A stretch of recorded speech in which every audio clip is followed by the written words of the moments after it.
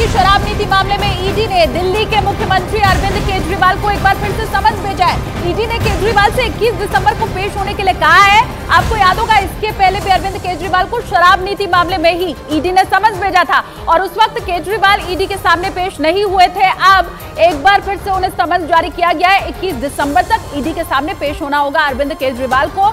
ये जो पूरा मामला है, ये दिल्ली की शराब नीति मामले से जुड़ा हुआ है और उसी में पूछताछ अरविंद केजरीवाल के साथ की जानी है। पहले के समन्स पर अरविंद केजरीवाल पेश नहीं हुए थे। अब एक बार फिर से ईडी ने समन्स भेजकर ये कहा है कि 21 दिसंबर को पूछताछ के लिए हमारे पास आ जाइए।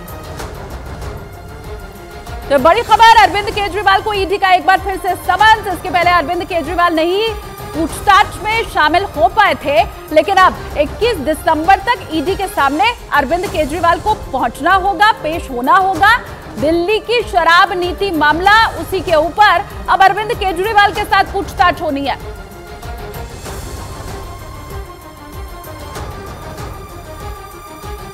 और नई शराब नीति के मामले में ईडी ने सीएम केजरीवाल को नोटिस भेज दिया है। ईडी ने केजरीवाल को 21 दिसंबर को पूछताछ के लिए बुलाया है। आपको बताएं, इसके पहले 2 नवंबर को पूछताछ के लिए अरविंद केजरीवाल को बुलाया गया था। उस वक्त वो पहुंच नहीं पाए थे। अब एक बार फिर से समन जारी करते हुए अरविंद केजरीवाल को ईडी ने पूछताछ के लिए बुलाया है। अब ये देखना होगा, क्योंकि बार बार यही कहा जा रहा है कि दिल्ली की शराब नीति, जिसमें पहले से ही दिल्ली के कई मंत्री फंसे हुए हैं, अब क्या उसमें अरविंद केजरीवाल की मुसीबत भी बढ़ सकती है।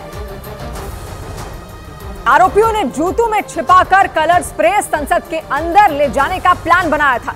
सूत्रों का दावा है कि इस सनसनीखेज घटना की तह तक जाने के लिए दिल्ली पुलिस की टीम संसद भवन के अंदर सीन रिक्रिएट कर सकती है और इसके लिए पुलिस ने लोकसभा सचिवालय से संसद भवन में हुई घटना का सीन रिक्रिएट करने की इजाजत मांगी है।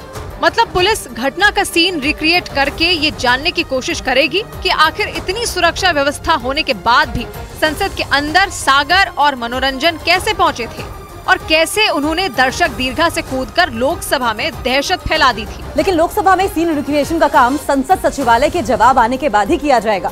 हालांकि पुलिस इस पूरी साजिश से पर्दा उठाने की हर मुमकिन कोशिश में जुटी है। सूत्रों का दावा है कि 15 दिसंबर की देर रात पुलिस की एक टीम आरोपियों को दिल्ली में उन जगहों पर ले गई थी जहां वो घटना को अंजाम देने से पहले मिले थे। और तो और सूत्रों का दावा है कि दिल्ली पुलिस इस मामले में कर्नाटक से बीजेपी सांसद प्रताप सिम्हा का बयान दर्ज करने की भी तैयारी में है, क्योंकि इन्हीं के पास पर आरोपी सागर और मनोरंजन संसद के अंदर दाखिल हुए थे।